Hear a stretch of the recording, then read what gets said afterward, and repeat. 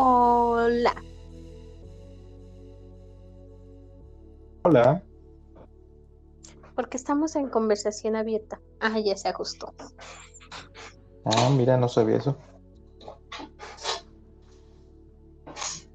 Hola, buenas Quiero decir, yo tardes. sí. ¿Cómo estás? ¿Cómo estamos? Bien, bien, aquí estamos. Vientos. Pues empezamos. Voy a compartir en la plática en Facebook. Va, y en lo que llega alguien, pues igual vamos diciendo algunas cosillas de este tema del día de hoy, ¿no? Bueno, para empezar, es un tema que puede ser como muy común en los juegos de mesa, de lo que vamos a hablar, pero estamos o vamos a intentar darle un enfoque un poquito diferente. O sea, no nos vamos a clavar tanto como tal con los juegos, sí vamos a explicar de qué van para quienes aún no los conozcan, pero el enfoque que trataremos de darle va a ser un poquito más clavándonos en cosas alrededor de los juegos, ¿va? Y pues por ahí trataremos de sacar algunos datos extra que a lo mejor no tienen que ver directamente con los juegos en sí, pero que pues como parte de su historia y parte del contexto alrededor de los mismos, pues pueden creo que enriquecernos bastante, ¿va? Y bueno, Va. ¿cuál es el tema de hoy? Que es ya episodio 9 si no mal lo tengo anotado, y le pusimos Trifuerza, clásicos de entrada. O Y para sea, empezar, pues vamos a... Sí, Basley. vamos a hablar de lo que se ha hablado mucho, pero de otra forma. Pues eso intentaremos. Y que bueno, para empezar, como se habrán dado cuenta, nos gusta de repente meterle un poquito de teoría si es que cabe el tema. Entonces ahorita vamos a explicar primero qué consideramos un clásico o qué es un clásico. Y para eso, pues Basley te toca. Voy. Esta vez nos vamos a portar bien para hacer un contraste con la plática del jueves pasado. Pues, ¿qué consideramos un clásico? Pues vamos a ver la definición y revisar también con otro tipo de hobbies, medios, artes, qué es un clásico y que nos va a dar un poco la puerta a por qué nos estamos refiriendo a estos tres juegos como clásicos. El término clásicos llega al castellano como clásico y tiene, igual que todos los que hemos visto anteriormente, un montón de acepciones. Eh, la, el origen o la forma en la que se usaba inicialmente es la clase o estamento social de la mayor fortuna económica. Es decir, Roma dice, ustedes son los que tienen más poder, entonces ustedes son los clásicos. Es un concepto muy complejo porque asocia aspectos históricos, abstractos, normativos, y el que a nosotros nos interesa es lo que es digno de admiración e imitación. En el terreno artístico, un creador o una obra puede recibir el calificativo clásico por su alta calidad o por su popularidad. Por ejemplo, las novelas de Agatha Christie, el álbum blanco de los Beatles son clásicos de sus áreas. Y son campos donde estamos concentrando a los juegos de mesa. ¿Por qué? Porque los juegos de mesa, al menos a mí para eso, como diseñadora, los juegos de mesa los centro mucho en una creación, en un desarrollo creativo que también tiene una utilidad o una funcionalidad práctica. Por eso es que se asocia tanto como, por ejemplo, las artes, por ese desarrollo creativo. Muchas obras que son lanzadas al mercado hace mucho tiempo y que se convierten en un éxito son los que son recordados como algo digno de su época y son los que cautivan al público y son los que sobreviven a este ámbito histórico. Eh, Tanto en el cine como en los videojuegos, como en la música, como en la literatura.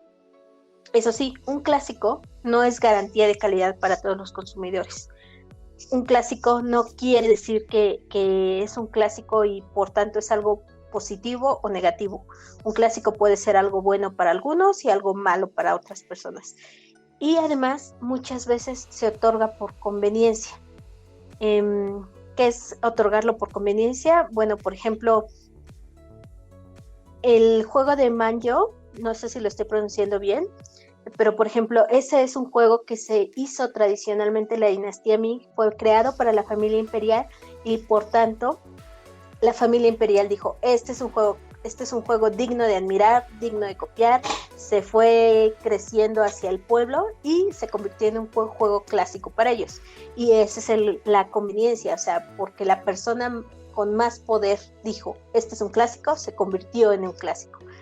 Y el contraste de la popularidad es la baraja. La baraja en México, a diferencia de en Europa, es un juego clásico que está asociado con los bares, que está asociado con las personas que no tienen beneficio, con las personas que se la pasan bebiendo, jugando. Es un clásico de cantina. ¿Por qué? Porque se popularizó en las cantinas y la gente lo adoptó como un juego clásico para ellos. Eso nos lleva a qué son nuestros juegos clásicos. Para mí un juego clásico es el que ha probado al pasar del tiempo ser perdurable, que se queda en el gusto del público, que usa mecánicas tradicionales, aunque el juego no sea un juego tradicional, porque tradicional y clásico es diferente. Los clásicos de los que vamos a hablar ahorita son juegos que no podemos negar que nos gusten o no, son populares, son perdurables y están evolucionando constantemente. Esos son nuestros clásicos. Adelante, ya pasé yo a la parte aburrida. Bueno, eso es lo que consideramos clásicos como tal, pero sobre todo esa parte de perdurable en el tiempo, como también tienen que ver que son juegos no recientes, ¿no? Agregaría esa parte a todo lo que ya he comentado, ¿no? Ahora, a ver, vamos a lo que les comentaba al inicio, ¿no? O sea, la parte que queremos darle un pequeño twist a cómo es esto, ¿no? Entonces, como buenos ñoños, justo el tema que le pusimos es Trifuerza. ¿Y por qué se lo pusimos? Porque podemos haber dicho que son los 3 de entrada, la triada, lo que queramos, pero queremos asociarlo un poquito estos juegos a ciertas características que poseen y asociarlo con la Trifuerza de la leyenda de Zelda, ¿no? Entonces, pues aquí va el por qué creemos que cada juego puede representar alguno de los diferentes triángulos de la Trifuerza, ¿va? Esto se los vamos a comentar así rápido y después nos vamos a ir directo a los juegos en sí. Esto es nada más como el hecho de que lo consideremos como una trifuerza es porque además de que cada uno es bueno en su área, creo que los tres son unos juegos que se complementan muy bien para iniciar en el hobby, ¿no? Va, entonces, bueno, primero, ¿qué incluye la trifuerza? Pues básicamente son 3 triángulos que representan poder, valor y sabiduría. Los triángulos en el triángulo superior representa el poder, en el triángulo inferior derecho es el valor y en el triángulo inferior izquierdo es sabiduría. Bueno, ¿de dónde vienen? El del poder viene de la diosa Din, el del valor de la diosa Farore y el de la sabiduría de la diosa Nairo. Hay por ahí nuestros amigos que seguramente saben más que nosotros, nos podrán corregir o aportar un poquito más. El poder, usualmente el portador es Ganondorf, ya dependiendo de cada uno de los juegos. Aparecerá usualmente con Ganondorf. El valor, usualmente son los héroes de Hyrule, en este caso es Link. Y sabiduría, usualmente son las princesas de Hyrule, ¿no? Ahora, ¿a qué asociamos? Al poder, a Catán. ¿Por qué? Porque asocia lo que sería inmortalidad y también que hace perder la humanidad de Ken Kelbort, ¿vale? Entonces, como tal, asociamos a Catán con el poder. Valor, lo valeroso para nosotros sería Ticket to Ride, porque dice que, por ahí asociándolo un poquito, que tiene características de habilidades místicas y una de ellas es la protección contra la magia negra, que en este caso es como que, bueno, ahorita se lo explicaremos un poquito más a detalle, pero justo eso es esa protección, diríamos que protección contra el hate, si lo quieren ver, ¿no? Y asociamos Carcassonne a la sabiduría, porque usualmente está asociado a que conduce a su portador a tomar las decisiones correctas, y creo que un juego que lo representa mucho es justo Carcassonne, ¿va? Haber dicho todo esto, pues vámonos ahora sí a los juegos en sí. O sea, que llevamos en resumen que vamos a hablar de 3 juegos clásicos: Catán, Carcassonne y Ticket to Ride. Y seguramente todos los oponían. Sí, seguramente, o sea, eso es como muy obvio, pero ¿por qué vamos a defender que son clásicos? ¿Nos gusten o no nos gusten? Sí, de hecho ni nos vamos a clavar, creo que en esa parte, ajá. Más sí, no hablaremos tanto de gustos. No hay aquí ningún fanboy de ninguno de los 3. Ah, bueno, tú sí, de uno, pero pues fanboy no. Sí, no es como que pero tengas las 20 copias. Ok, pues vamos a empezar con Catán, o Settlers of Catan, ganador del Spiel Jars de 1995, diseñado en 1995. El diseñador es Klaus Teuber, ¿se pronunciará así? ¿Teuber? Creo que sí. Cosmos. Toiba, creo. Toiba. La editorial original, la primera editorial fue Cosmos. La categoría es negociación y económico, y las mecánicas son construcción de rutas, dados, comercio, el trading, y es un juego pues clasificado como familiar. ¿Sabes que hay más que familiar? Ahí te interrumpo tantito. En BGG hay una parte que los categorizan que pertenece a su familia. Es un juego tan conocido que tiene su propia categoría dentro de la BGG, que justo es categoría de juego Catán. Órale, eso no lo sabía.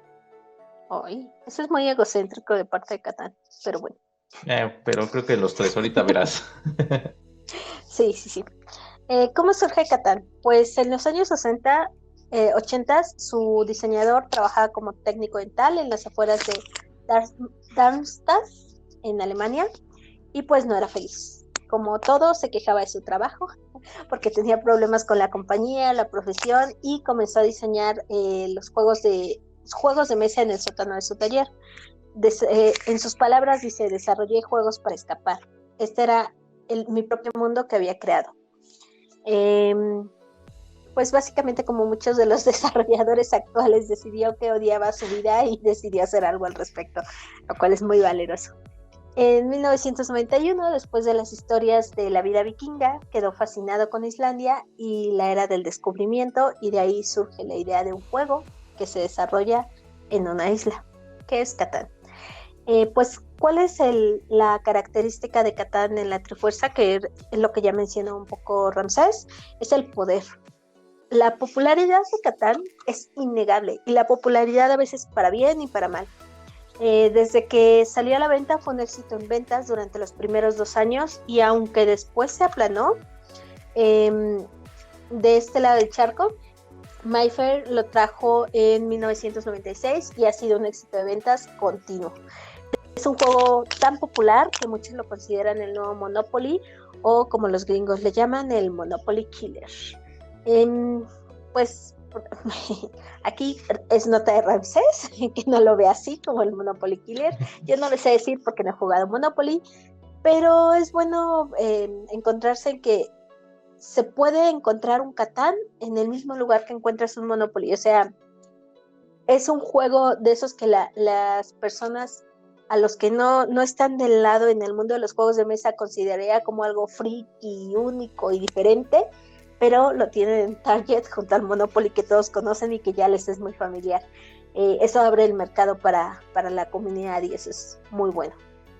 En muchos lugares no especializados en juegos modernos es común encontrarlo, y eso es incluso en México. Creo que lo hemos visto en el sótano, en Gandhi, hasta en algunas tiendas que ni siquiera son ya como especialistas de ese tipo de temas por ejemplo, no lo hemos visto solo en librerías, es a lo que voy. El péndulo.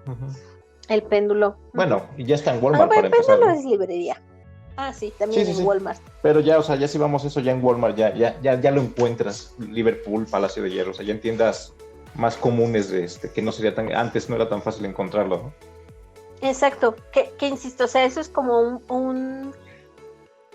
es un parteaguas que nos está llegando tarde a México. Obviamente esta ruptura fue antes en Europa, pero hace tal vez 3 años, ni siquiera mucho, o sea, hace 3 años no encontrábamos tan fáciles juegos de ese tipo en Liverpool, y ya los encontramos, y estas cosas iniciaron en parte sí con juegos como Catán. Bueno, unos ejemplos más de su popularidad: Big Bang Theory, la broma de Good for Sheep. Seguramente muchos de los que escuchen esto conocen esa referencia o ese capítulo donde Sheldon está diciendo: ¿quién me da eso? Good for Sheep. La traducción en español no la recuerdo, pero obviamente se presta mucho al burr, y todos los demás están así de ¿cómo le decimos? Y es tan popular que Catán vende una playera acerca de la broma, y no solo Catán en sí, o sea, es una playera súper conocida. Porque en la castellano ahí te interrumpo rápido. En castellano creo que fue muy mala esa traducción. Cambian algo así como la oveja la cambian por gatito, ¿no? Digo, obviamente para mantener el doble sentido, pero sí como que quedó muy forzado. Pero en castellano, o sea, no sé en español mexicano o por acá latino, como que no, la verdad no lo ubico, pero sí lo llegué a ver en castellano. Yo la verdad es que no lo ubico en castellano, pero en inglés era muy bueno. Y además creo que cayó justo en la primera temporada y cuando la serie estaba alcanzando mucha popularidad, entonces eso hizo que se colocara bien. Es como una de las escenas clásicas y por tanto es una broma clásica y es una broma que hace referencia a un juego de mesa. Y me voy a detener un poco antes de seguir con los demás ejemplos para escuchar a Carlos, a Ulianov. Me pregunto por qué Magic the Gathering no entró en los juegos clásicos. Tal vez porque no lo consideran tanto como un juego de mesa, sino más bien como un juego de cartas. Nada más tengo esa curiosidad. Pues más que nada. Bueno, vas. Estamos buscando juegos que sean también como introductorios. Entonces, bueno, no sé, a mí se me ha hecho más fácil invitar amigos al vicio de los juegos de mesa por estos tres, que tal vez por Magic, que vas a tener que luego invertirle un buen en un mazo, ya no digamos competitivo, uno que sea divertido con gente que se dedique a jugar Magic. Y sabes que creo que Magic como tal tiene su propio nicho, entonces justo por eso no entro, o sea, no lo consideramos como que para esta entrada a los juegos de mesa modernos. Creo que muchos jugadores de Magic juegan juegos de mesa y viceversa, pero creo que sí son nichos diferentes. También va por ahí. O sea, también estamos pensando en juegos que a eso vamos, ¿por qué les van a gustar a la gente nueva? Bueno, regresando un poco a los otros ejemplos, ha salido en la serie de Parks and Recreation. Sí, no conozco la serie, pero están jugando en una despedida de soltero y crea su propio spin-off de Catán llamado The Cons of Dunshire. Fuera de ahí, pues en los Silicon Valley, John Lilly, el CEO de Mozilla, Reid Hoffman de LinkedIn, Mark Zuckerberg, Mark Pincus de Zynga, o sea, son el tipo de juegos el tipo de juego del que son fans, y es como que algo conocido y algo que, por ejemplo, los fanboys de Zuckerberg lo saben. Aparte de eso, tienen otros como embajadores que no entran tanto dentro del cliché del nerd o del ñoño. Algunos de los que encontró francés son jugadores de la NFL, corrígeme, dilo bien tú, si no lo digo yo bien. Sobre Andrew Locke alguna vez también ahí salió que jugaba, que era fan de Catán. De hecho, hasta hacía bromas de que dudaba mucho que Brett Favre jugara, ¿no? Entonces, haciendo un poco broma, que era como juegos de mesas para jugar para chicos listos, ¿no? Por ahí también, no me acuerdo en qué Super Bowl fue, pero en una concentración de los Green Bay Packers, también alguna de las notas que salieron es que había un grupo de algunos jugadores que se ponen a jugar en sus concentraciones Catán, ¿no? Eso, exacto. O sea, es un juego enormemente popular sin caer en los clichés del tipo de gente que juega juegos de mesa, que me parece totalmente injusto, pero a veces lo alimentamos. Y bueno, por último, hablando de su popularidad y su poder, no olvidemos que el Mundial de Catán es súper importante, que el campeón es mexicano y el segundo lugar es colombiano. O sea, de este lado del charco sigue teniendo éxito y su popularidad no parece parar. Bueno, ¿qué más les podemos decir de Catán? Algunos le llaman Catán, otros colonos de Catán. Lo interesante es el porqué. Lo interesante es el porqué. En el 99 se cambió ahí el nombre. Corrijo rápido. No fue, deje el 99, esa es la editorial que según yo es holandesa o belga, no sé, es 1999 okay. Games. Sí, tienes toda la razón, estoy leyendo mal. Vas. Cambiaron el nombre de los colonos de Catán o Colonies Van Catán por solamente Catán. ¿Por qué? Porque recibieron muchas quejas de la gente que consideraba que la palabra colonista era ofensivo.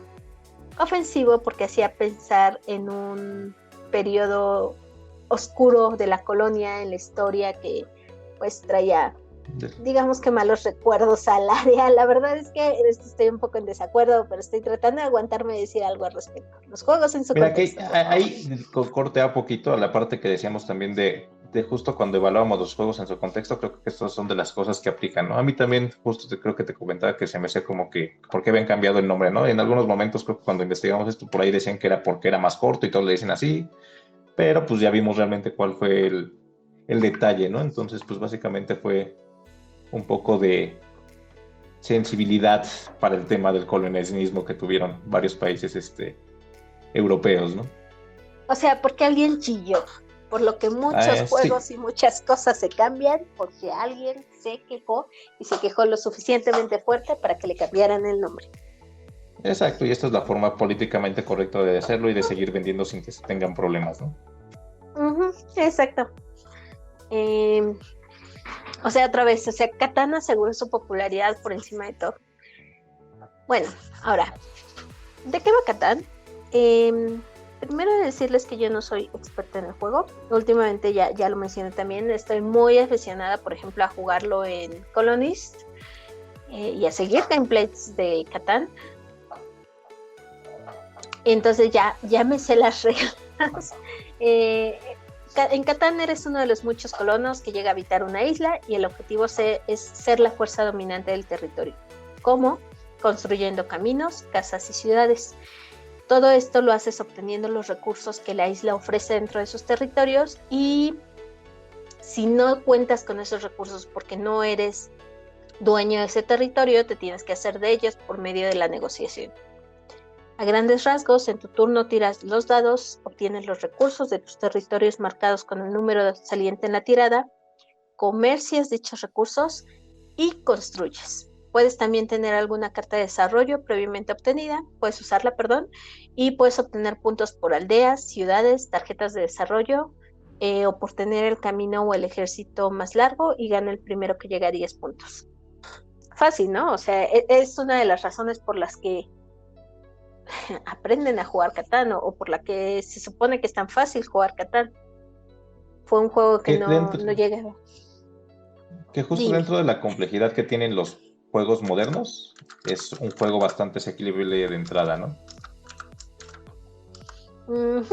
Sí. Es un juego, no es fácil de ganar, sí necesitas estrategia, pero es un juego fácil de aprender. No tan fácil creo que yo como los que vienen, pero fácil.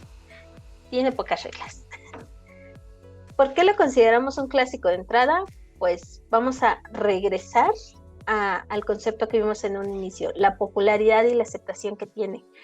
Cuenta con muchos detractores, o sea, seguramente a muchas personas les caga Catán o lo odian, o simplemente si les dicen más a jugar Catán prefieren no jugar, y pues eso, o sea, pasar de Catán. ¿Por qué? Porque ya lo jugaron mucho, porque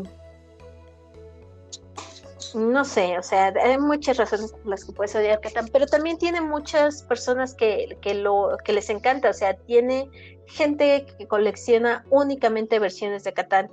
¿Y qué otro juego moderno tiene tanto alcance comercial? Tiene variantes, tiene expansiones, tiene extensiones, tiene adaptaciones de la marca, adaptaciones digitales, menciones en podcast, su propio merch, chocolates y hasta una película anunciada. Creo que no podemos decir ninguno. Incluso su propia compañía. Sí, que se volvió compañía familiar de los Tower. Sí.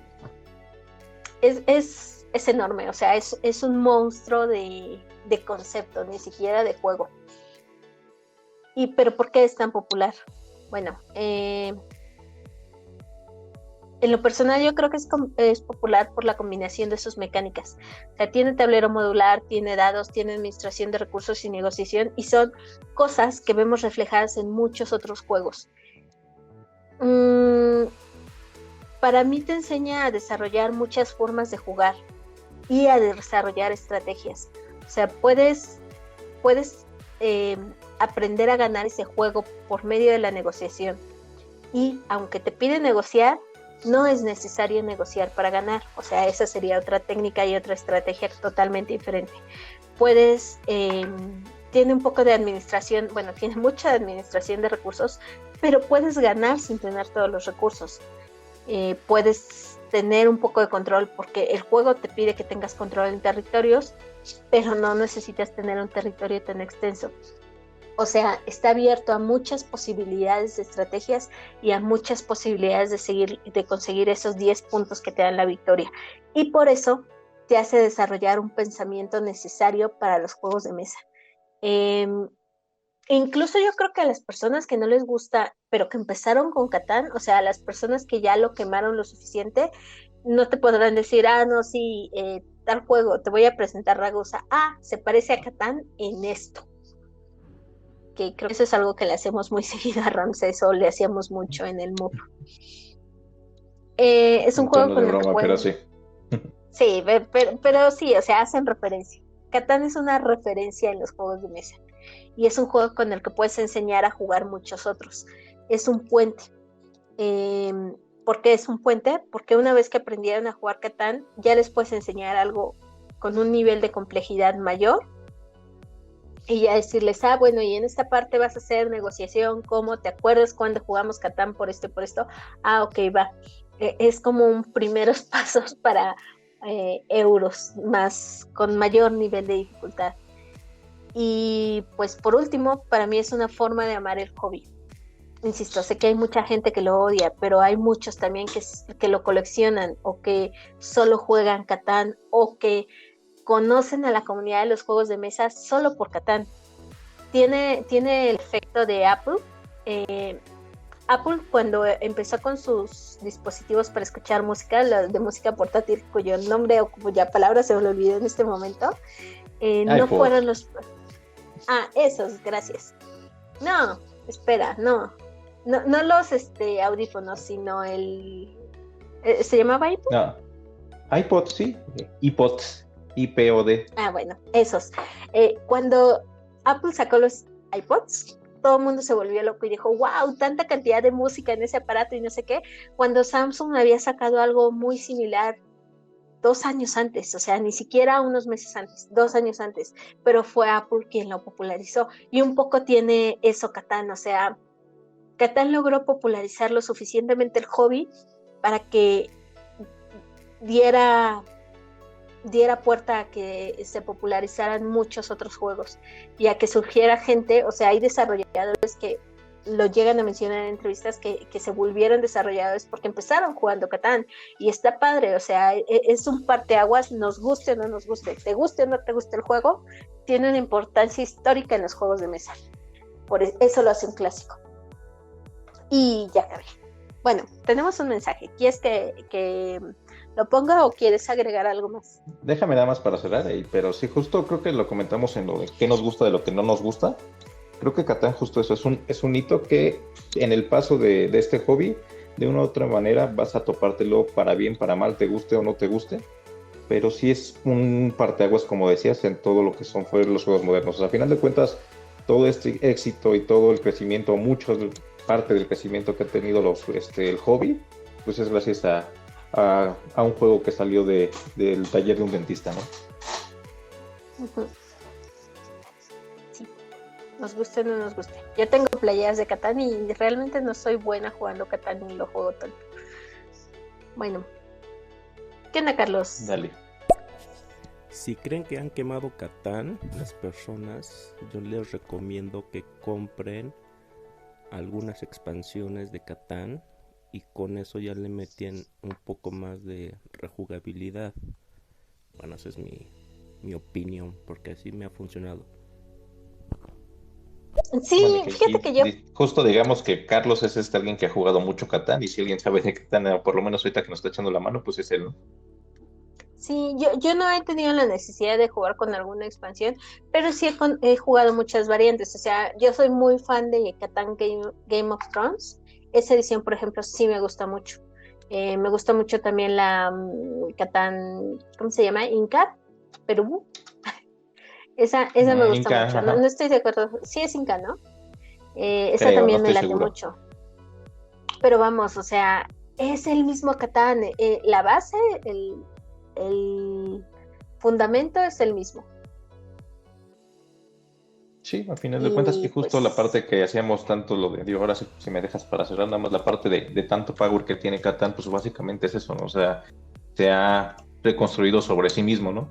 Y ahí, ahora sí que nada más como para detallito, lo que decíamos hace ratito de que tenía su propia familia, es algo que coinciden los tres juegos de los que estábamos hablando ahorita, pero justo Catán, si uno ve cuántas versiones, expansiones tiene, obviamente incluyendo muchas de fans, fanmates y promos, es el que tiene la mayor cantidad registrada en BGG, ¿no? O sea, son 188 diferentes registros que tiene como tal en BGG asociados a Catán.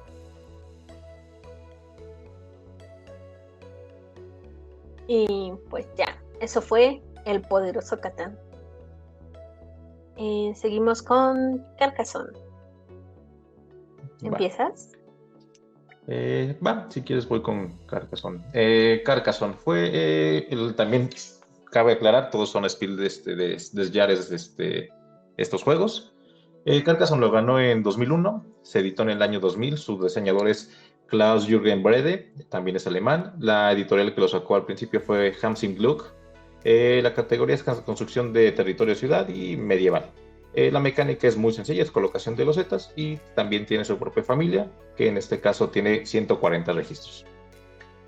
Y bueno, pues vas o voy, tú dime, Lee. Pues voy. Vas. ¿Cómo surge Carcassonne? Bueno, su diseñador es músico y es maestro de teología. Entonces, pues Catán fue inspirado en los misterios que rodean, ¿cómo se pronunciaría aquí? El Glander altar de Gante o de el retablo de Gante. Gante.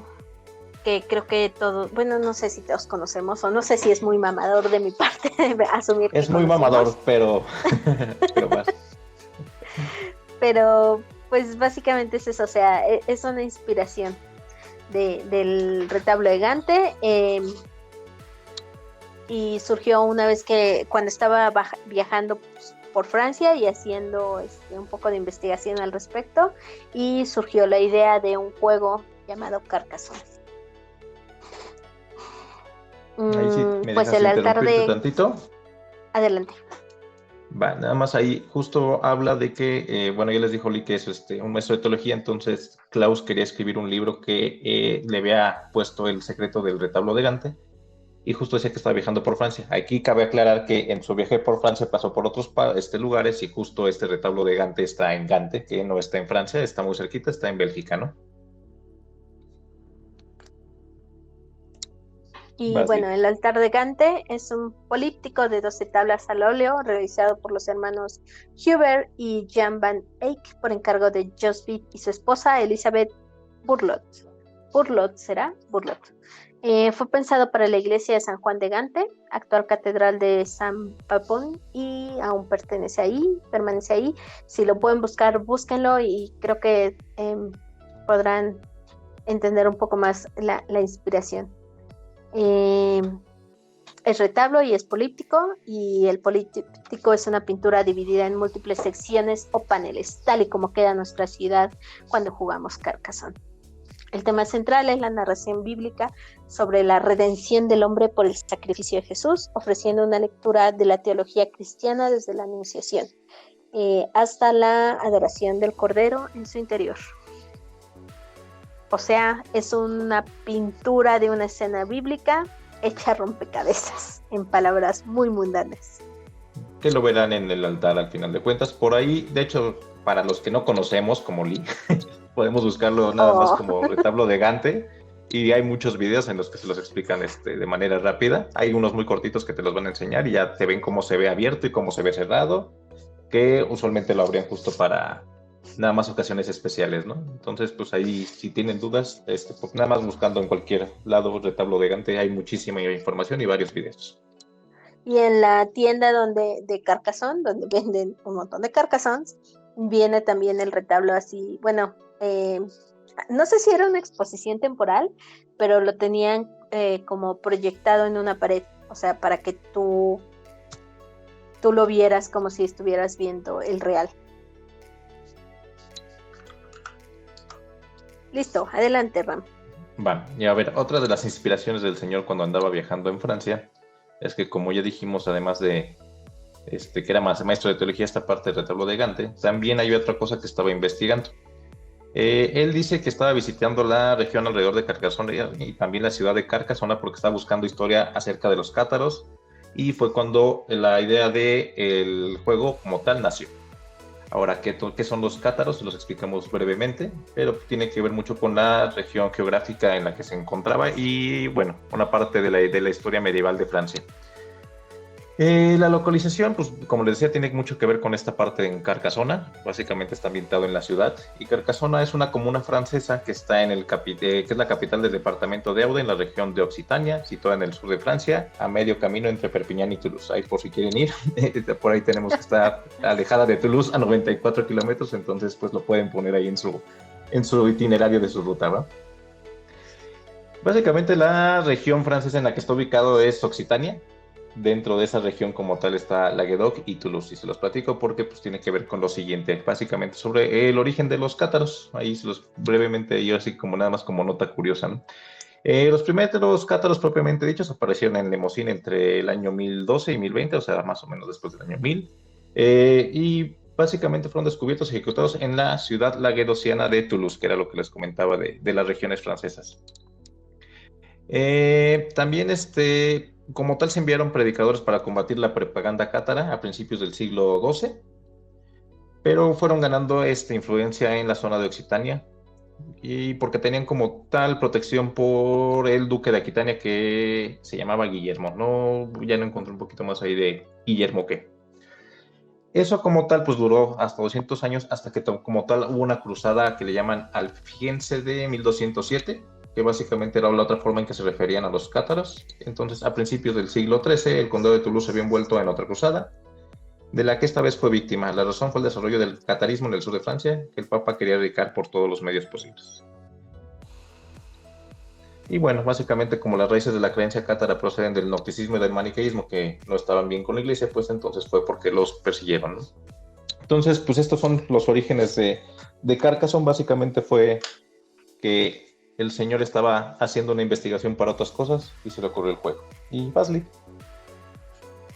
Que es muy común y pueden buscar en Instagram, o sea, la foto de lo que decía Ram, de pónganlo en su itinerario de viajar a la zona de Carcassonne y ponerse a jugar Carcassonne. Es creo que una postal que muchos en los juegos de mesa, si pueden viajar, lo hacen.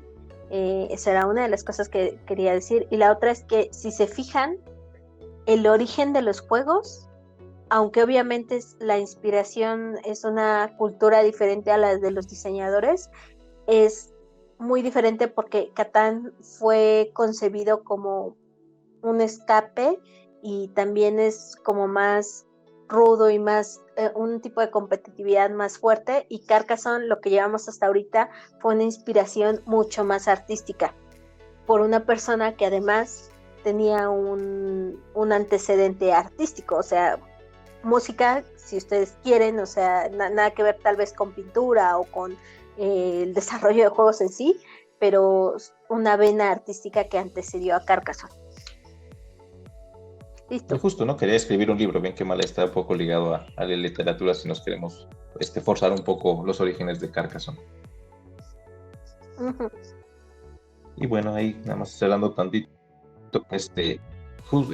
algo que en una entrevista que encontramos por ahí que le hicieron, justo el diseñador decía que no tenía pensado como tal expansiones. Digo, ahorita es algo que tienen un montón, pero era algo que no lo tenía pensado, aunque su primera expansión como tal venía, era de las ideas del prototipo. Y pues vamos con... ¿Está en la cultura popular como Catán? No. Ram nos hizo favor de encontrar algunos ejemplos. El que más me gustó fue el primero que les voy a mencionar, que es que bueno. sí lo mencionan y sí aparece de repente en la cultura popular, pero definitivamente no al nivel de Catán. Está dentro del capítulo de South Park que se llama Board Games Songs, en el episodio, la Season 23, ¿cómo es? Season 23, episodio 7, Board Games.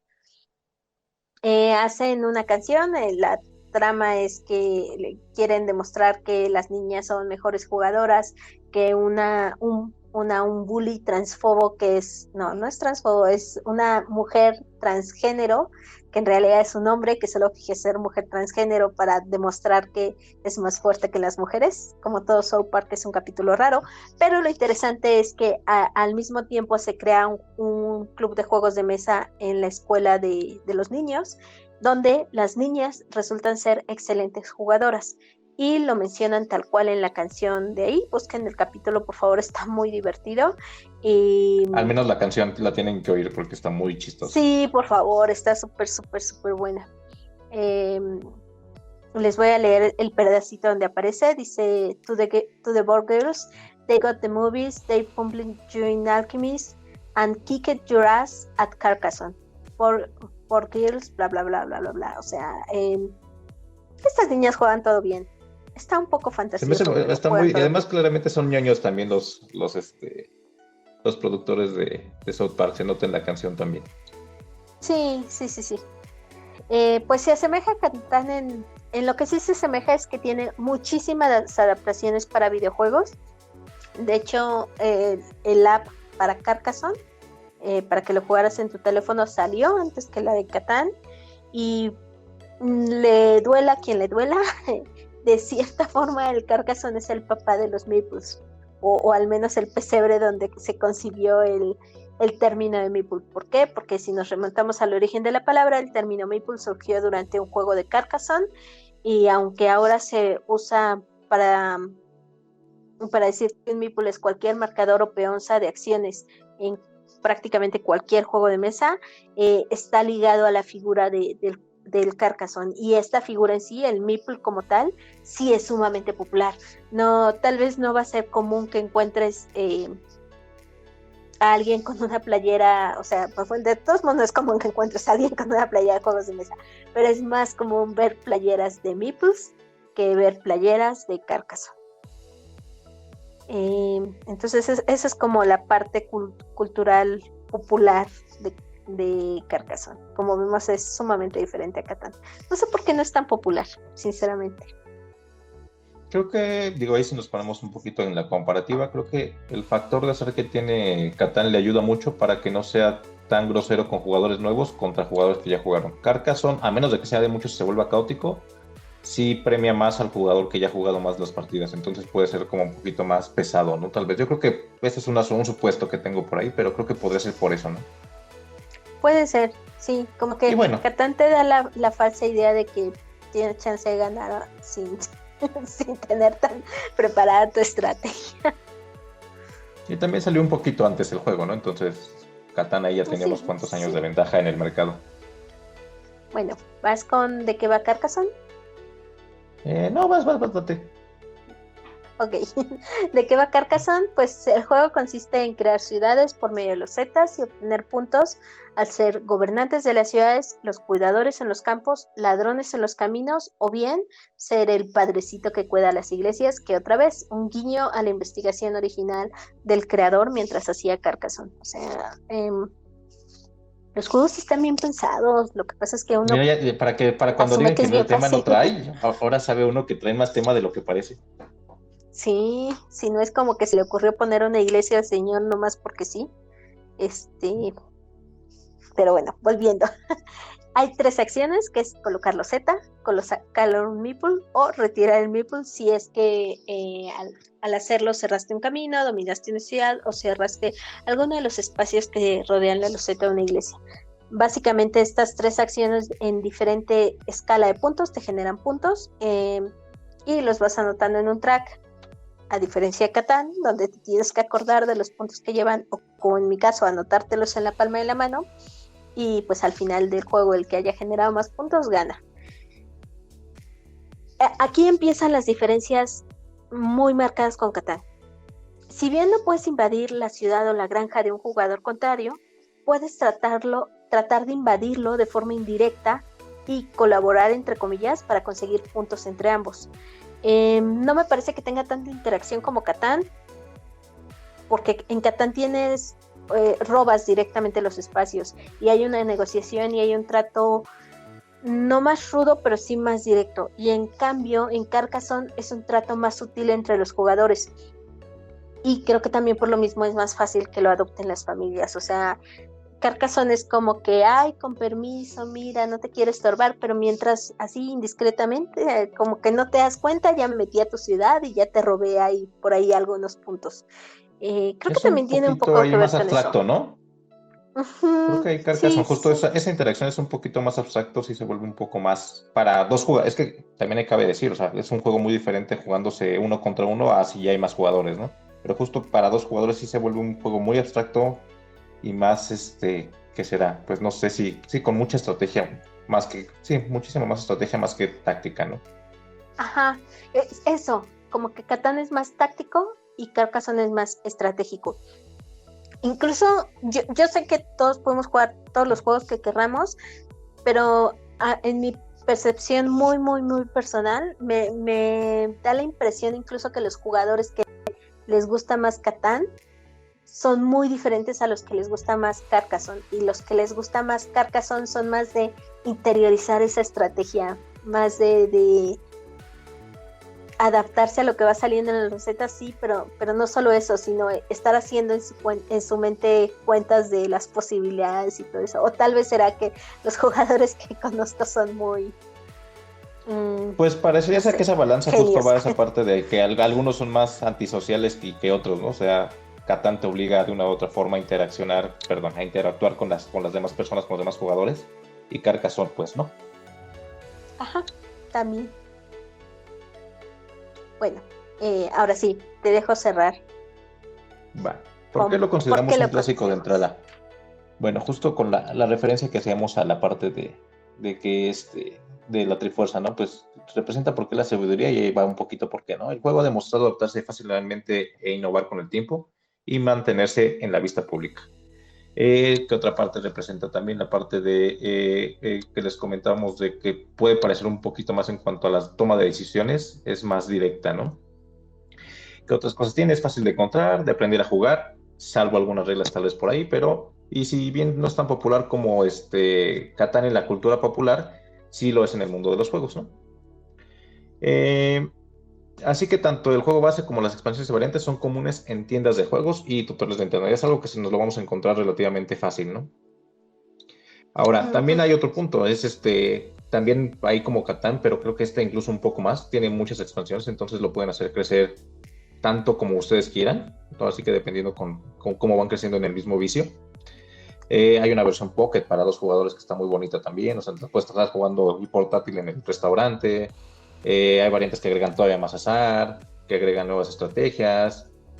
Ahora sí que puedes jugar solo el base o clavarte tanto como quieras con otro tipo de expansiones y cambiar el juego radicalmente, ¿no? Y la verdad es que también hay aquí un punto que comentaba Lee, creo que puede ser incluso que a nivel en México también en algún momento haya un campeón mundial de Carcassonne. Hay muy buenos jugadores de Carcassonne en México, entonces pues en una de esas también se presta, ¿no?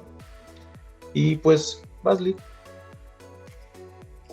Yo al final lo que platicaba con Ram es que en mi opinión la razón por la cual Carcassonne no genera las pasiones ardientes para bien y para mal que genera Catán es porque la competencia no es tan directa. O sea, como les digo, los jugadores son más de estrategias interiorizadas y más de hacer cálculos y ya luego mostrarlos, que en Catán, que evidentemente vas poniendo el camino para que no se vaya a meter el hijo de la fregada que tienes enfrente por ahí. Es muy bonito Carcassonne. Sí debería de ser más popular. Y ya. Pues mira, se sigue jugando, así que veremos cómo va cambiando en los próximos años. Pero mira, tiene torneos como Catán, entonces creo que no va a perder popularidad tampoco. Uh-huh. Va, y ahora pues vámonos con el último, en este caso el que consideramos que representa bueno, ahorita diremos por qué, pero el que consideramos que representa el valor, ¿no? Lo valeroso de la Trifuerza. Y es Ticket to Ride. Ticket to Ride es un juego que también ganó, como les decíamos, el Spiel des Jahres. Lo ganó en el año 2004, que prácticamente fue en el mismo año en el que se editó. Su diseñador es Alan R. Moon. La editorial en la que se editó al principio fue Days of Wonder, la categoría es trenes, la mecánica es Network and Route Building y Set Collection and Hand Management. Básicamente es hacer rutitas, coleccionar cartas y el manejo de mano. También tiene su propia familia dentro de la BGG, la cual incluye 175 registros para el juego, también entre múltiples ediciones oficiales, que esas que por ahí oí hace poco que eran como más de 20 y 30, pero todas las demás pues promos y fan-made, ¿no? Ahora, a diferencia de los demás diseñadores, bueno, ahora sí, cómo surge Ticket, ¿no? Pero cabe aclarar que los otros dos diseñadores a lo mejor no son tan abiertos como en este caso es Alan R. Moon, porque él mismo solito en la BGG pueden encontrar su historia como diseñador. Ahorita les contaré algunas cosas, pero él solito escribe esa parte. Y también por ahí encontramos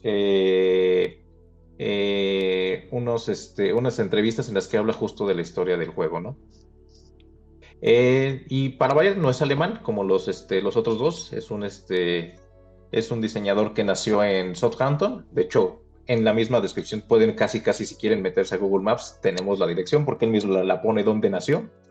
Nació en Southampton, entonces si quieren googlearlo, se las pasamos. Es en 105 de Oak Tree Road, en Southampton, Inglaterra.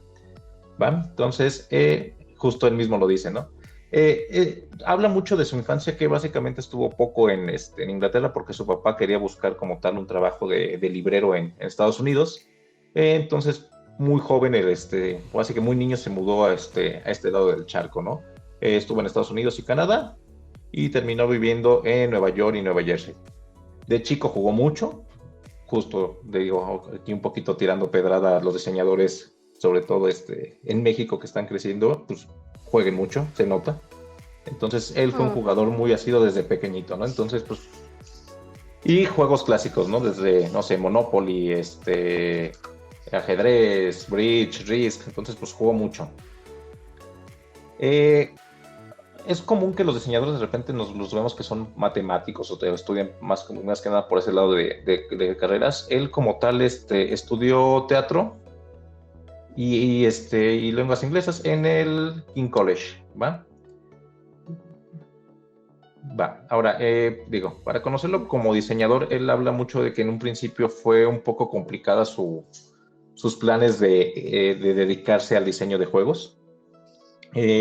Si lo buscan en BGG pueden buscar la versión larga, yo se las platico más o menos poquito, pero estuvo diseñando sus juegos y la verdad es que hubo un punto en el que estaba muy frustrado, ¿no? Entonces su plan en algún momento era crear su propia compañía que se llamaba White Wind y producir sus propios juegos.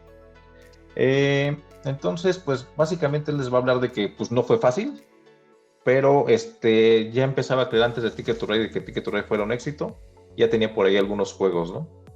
Eso, ahí en BGG, en su perfil como tal de diseñador lo pueden encontrar. Y ahora sí, vamos a hablar de cómo se creó Ticket, que es una historia bastante particular, y que justo la platica junto con Mark Hoffman, que es no recuerdo, no es el CEO, pero tiene algo que ver con Days of Wonder. Entonces dan su perspectiva como tal en una entrevista. Ahorita les voy a platicar nada más del lado de la historia como tal de Alan, ¿no? Su punto de vista. Dice que en el 2003, durante una caminata tempranera a lo largo de la costa del Atlántico en Massachusetts, es como le llegó la idea de repente de Ticket to Ride. Entonces, como se darán cuenta, de repente es común que, lo que decía el ¿no? De la nada aparecen ciertas ideas y llega un juego, ¿no? Pero justo dice que le pasó porque la noche anterior había jugado un prototipo que no había funcionado bien, era también de trenes, más o menos la idea, pero no había funcionado bien, entonces estaba buscando cómo resolverlo cuando le llegó de golpe, ¿no? Así como, no sé, dice que dejó de ver la costa, entre que dejó, o sea, imagínense Queen Gambit cuando está jugando ajedrez, pues él básicamente empezó a visualizar el juego. Llegó tan emocionado a su casa. Sí, ahí lo vio ahí. No sé si también se dio un pasón o algo, pero pues fue épico para él, claramente. Lo cuenta con mucho emoción. La verdad es que se le ha emocionado la entrevista. Dice que llegando a casa escribió las reglas y empezó inmediatamente el mapa. Pues así como llegó, lo empezó a hacer y en el mismo día probó el juego y le pareció funcionar extremadamente bien, ¿no? Él hizo su testeo. Después también con unos amigos pasó lo mismo y le dijeron lo que cualquier diseñador esperaría recibir, ¿no? que querían jugarlo nuevamente el juego. Entonces, justo pues parece que iba muy bien el juego en esta parte, ¿no? Las siguientes semanas cuenta que pulió el juego, pero que básicamente lo que se publicó de Ticket es el 80-90% de lo que se prototipó, ¿no? Ahora, por ahí en algunos grupos les comentaba de que tenían que ver algunas cosas aquí. Aquí va la historia de la anécdota de la astilla. Estaba como tal en un testeo, probando el juego, cuando de repente siente una punzada en el muslo. Se va a revisar al baño que tiene y resulta que está sangrando y que tiene una astilla. Regresa a la mesa, se pone el pantalón obviamente, regresa a la mesa y muy tranquilo llega y les dice que tiene que ir al hospital, pero pues los jugadores después así como que, chido, ¿no? Pues va. Total que fue al hospital, le quitaron la astilla, lo curaron, regresó y seguían jugando Ticket. Entonces claramente es algo que él dice que atesora mucho y guardó la astilla porque era una astilla grande que salió casi completa, porque pues es una anécdota que se le hizo muy curioso de ir al hospital, regresar y que siguieran jugando, ¿no? Entonces él guarda su astilla de su testeo de Ticket to Ride. Ahora, otra cosa curiosa también, habla que pues, en las siguientes semanas, después del testeo, pues mandó su prototipo a 2 editoriales. El prototipo le había puesto Station to Station. Y también tenía que ir a una convención en esos días. Entonces, no recuerdo ahorita cómo es el nombre completo, era la WBC. Ahorita, si me acuerdo, The World Gaming Championships. Básicamente era una convención que iba a haber torneos y se lanzó con su prototipo a la convención. En esa convención, algún conocido le había presentado anteriormente al CEO de Days of Wonder, que en su momento tenía poco la editorial, y quedaron de jugar el juego. Entonces, básicamente probó su juego con el CEO y con Mark Kaufman, que es el que les comentaba, que es también parte del staff era en su momento parte del staff de Days of Wonder. El cuarto jugador que entró a jugar con ellos era un amigo de Alan que se llama Pete Crandall-Mayer, pero en algún punto de la partida él tenía que irse a competir a un torneo. Como se tenía que ir a competir a un torneo, pues entonces lo que hicieron es terminar la partida, y inmediatamente lo que hizo Alan pues fue ponerse a recoger los trenes. ¿Cuál es su sorpresa? Pues que termina volteando a ver las caras tanto del CEO como de Kaufman, y lo que vio fue una cara y una reacción de desilusión total porque ellos querían acabar el juego, ¿no? Entonces él creía que con lo que ya habían jugado eso, que era un poquito más como de 3/4 partes de la partida, que pues era suficiente para que vieran cómo funcionaba, ¿no? Entonces fue justo eso, algo muy chistoso fue que se quedaron ellos con ganas de jugar el juego. Hablaron después de la partida, quedaron de que él tenía un viaje que hacer el CEO a Francia y que quería llevarse el prototipo, fue lo que le comentó, para poder probarlo con el resto del staff de Days of Wonder. Y que le daría una respuesta en 2 semanas. Corte A, en menos de 2 semanas, le llaman para decirle que lo quieren publicar, ¿no? Entonces, pues justo eso, lo publican Days of Wonder. Al saber eso que lo iban a publicar, también le piden los prototipos a las 2 editoriales, que nunca dicen nombre, pero hay 2 editoriales que ahí se deben de haber dado un tiro, porque justo tiempo después ganó el Spiel de Jahres, cosa que justo le comentaron los de las editoriales que estaban muy desanimados por no haberse dado el tiempo ni siquiera de jugar el proto, o sea, ni siquiera lo jugaron, ¿no? Entonces es algo que justo él menciona que está muy, muy chistoso. Basley. A ver, ¿entendí bien? O sea, ¿le fue bien a un juego de una persona que jugaba mucho y que además lo testeó antes de sacarlo? Wow, me suena un poco irreal, Ramsés. Que jugó mucho, que tuvo varios fracasos, que le costó varios de sus juegos que después le publicaron, pero que tuvo mucho... De hecho, dense, si tienen la oportunidad de leerse toda la historia, porque ahorita se la estoy resumiendo, pero es algo que se me hizo muy, muy agradable de leer por completo. Tanto, vamos a tratar de ponerles los links, ya sea en Spotify y YouTube, pero justo les pondremos los links de tanto él como describe su historia, como de esta entrevista, porque la verdad es que a mí particularmente es un juego que me gusta mucho, entonces me emociona mucho ver cómo se creó este juego, ¿no? Uh-huh. Sí, pero sí, justo eso. Pero hay algo que dice él, digo, sí, ahí continuando, justo él dice que este juego es algo que es rarísimo que pase, porque justo es la excepción a la regla. Uh-huh. Lo diseñó básicamente en un día, lo probó en semanas, lo publicaron en menos de un mes, gana el premio el mismo año. O sea, es lo que cualquier diseñador quisiera en la vida, ¿no? O sea, Sí, pero hay que quedarse con esa idea, o sea, sí, tal vez todo eso pasó muy rápido, pero él ya tenía un bagaje muy, muy, muy, muy grande en experiencia desarrollando o intentando o probando. O sea, este le pegó, pero antes de que este le pegara, la sufrió. No, y él mismo, mira, ahí justo él mismo comenta que el éxito de un diseñador de juegos, o sea, no viene fácil, ¿no? O sea, él dice justo eso y aprecia mucho y dice que en este juego particularmente hubo mucha suerte, o sea, justo por ahí le habla, dice, oye, ¿qué pasa si pues, por algo la astilla me mata o algo así, ya no lo ve el juego, ¿no? O sea, habló de muchos momentos, así de no salgo a caminar y no se me ocurre, o justo eso, ¿no? Entonces hay muchas cosas que él habla de que sí, o sea, el éxito no es fácil, pero en este caso, con todo el bagaje que venía, sí habla mucho del factor de suerte de los eventos, de cómo se fueron dando, ¿no? Uh-huh. Y otro punto importante que ahí sí quiero también justo que él mismo habla de todos esos factores, uno que es muy particular y que a lo mejor no lo habíamos notado, es el hecho de que la misma editorial, para el nombre, es algo que tiene nombres específicos dependiendo hasta el país. Es algo que lo hemos visto y de repente lo hemos notado con las versiones en español con Aventureros al Tren, pero realmente tiene su origen en que dicen que el nombre de Station to Station era claro, pero a lo mejor no era tan pegador. Entonces, la parte de Mark Hoffman dice que estaban en el metro cuando les llegó el nombre a la mente y básicamente fue Ticket to Ride, ¿no? Pero justo en ese inter, pues vieron que para Estados Unidos hubiera funcionado muy bien, pero para Francia a lo mejor no tanto. Entonces justo ahí es de Aventureros al Tren, es el nombre en francés, que es Le Aventureux du Rail, ahí tú podrás decirlo mejor. Y en Alemania pegó también muy bien por otra razón, porque además cabe decir que pues básicamente es un juego que llegó a Alemania de una editorial gringa, de un diseñador inglés con básicamente la mayor parte de su vida en Estados Unidos, ¿no? Entonces el nombre lo adaptaron muy bien. El juego en alemán se llama Zug Zug, que además es un juego de palabras, ¿no? Entonces que implica ahí el mover, el jalar, el dar y recibir. Entonces es como justo eso. En Alemania pegó muy bien ese nombre, ¿no? Entonces, todo el éxito que habla él de su juego es, sí, todo lo que trae atrás, la suerte de los eventos que pasaron, y habla mucho del evento que tiene que ver con cómo se fue a ponerle el nombre al juego, ¿no?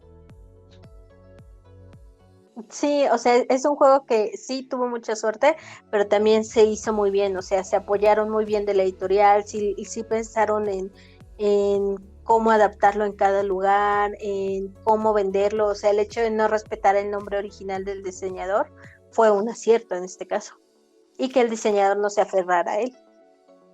Sí, la verdad es que es un punto muy, muy, muy importante, porque sí, o sea, sí tuvo una serie de eventos afortunados, si lo quieres ver así, ¿no? Uh-huh. Va, ya no te interrumpo, continúa por favor. Listo, no, pues bueno, básicamente esa es la historia de cómo se creó Ticket to Ride y justo, ¿no? De lo que decíamos, pues que tiene que ver, pues nació en Southampton, en una playa, pero ni siquiera ahí, sino en Nueva Jersey era cuando estaba pensando y el tema de la astilla, que es algo muy curioso que él mismo lo cuenta, ¿no? Sí, sí, sí tiene una historia de Cenicienta ese juego un poco. Va, dale, pues dale. vas, voy, va. Ahora, No, tú. está en la cultura popular, está en la cultura siendo tan popular como los otros juegos. Sí, creo que no tanto como Catán, no aún, pero creo que es un juego muy popular. En referencias nos costó un poquito encontrar referencias, pero por ahí también viene en Big Bang Theory en la temporada 6, episodio 10. Empieza en el capítulo jugando Ticket to Ride. La verdad no hacen muchas referencias ni bromas, solo se ve la caja tirada. Están con las cartas y el tablero se ve un poquito de fondo.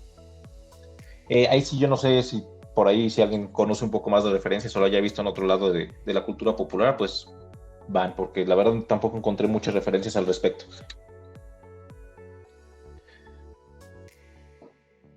Va, y ahora, bueno, ¿de qué va Ticket to Ride? Como les decíamos, también tiene múltiples expansiones, nada más les vamos a explicar qué es el juego base y tal vez la expansión, pero es un juego que decíamos que es muy, muy sencillo. El juego base son 3 reglas, es tomar cartas, es usar tus cartas para reclamar una ruta, tienes que unir 2 puntos reclamando, dependiendo la cantidad de cartas, pones la cantidad de 3, y la otra es pedir más tickets para cumplir como tal tickets a futuro.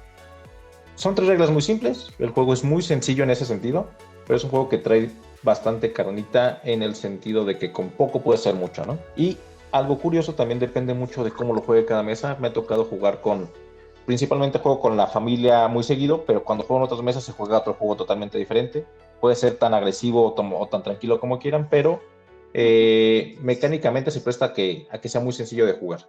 Ahora, la expansión de USA 1910 es algo que le agrega cierta colección a tickets y trae 3 versiones del juego que yo recomiendo que una vez que lo juegan con la expansión completa, digamos, hay entre comillas completa porque el juego básico se puede conjugar bien, pero con la expansión te permite hacer otro tipo de bonus. Ya hay tickets, ya hay más ciudades, entonces genera para mí un poco más de control en el sentido de que el juego base juegas usualmente tus tickets, rara vez te conviene sacar tantos, por ahí sacarás 1 o 2 veces a lo mucho, es un poco más volado porque no hay tantas ciudades, no se mueve tanto el mazo y por lo mismo muchos jugadores no van a eso. Entonces, a veces da más el hecho de hacer una ruta larga y listo. El juego con la expansión se vuelve para mí un juego más completo que como tal le quita un poco de azar también al hecho de estar pidiendo tickets. ¿Y Basley, querías decir algo? Eso, lo que mencionas de que se juega diferente, sí es el mismo juego, pero también tú puedes ser un jugador de Carcassonne y jugar igual en todas las mesas si ya conoces tus estrategias, pero creo que en Ticket to Ride sí te tienes que adaptar mucho a con quién estás jugando. Sí, eso. De hecho sí, bueno, y sobre todo en el mapa base sin expansión. Los otros creo que permiten un poquito más de control. Sí. Y tenemos un mensajito de Carlos, déjalo ponemos, ¿no? Va. Con esto de que año tras año salen miles de juegos de mesa, ¿creen que en un futuro cercano o lejano esta trifuerza que ustedes llaman lleguen a ser destronados? Yo creo que podría ser, si no destronado, bueno, Basley, a ver, y ahorita me voy yo. Creo que es un spoiler de otra plática que tenemos, ¿no? Puede ser, pero justo eso yo creo que no necesariamente se pueden quitar, pero a lo mejor sí estar en conjunto con algunas otras opciones. Digo, para mí estos juegos sí tienen muchos años, pero la verdad es que justo todo lo que traen por detrás en el sentido de torneos, expansiones, mucho fandom, creo que es algo que va a ser difícil que se olviden, ¿no? O sea, son juegos que pueden, además de incluso, pueden con el hate que traen encima de ellos, ¿no? Para bien y para mal. También les juega a favor muchas veces el mismo hate que traen los juegos, porque digo, Catán claramente es el que más hate te trae, pero los otros dos juegos no dejan de tenerlo.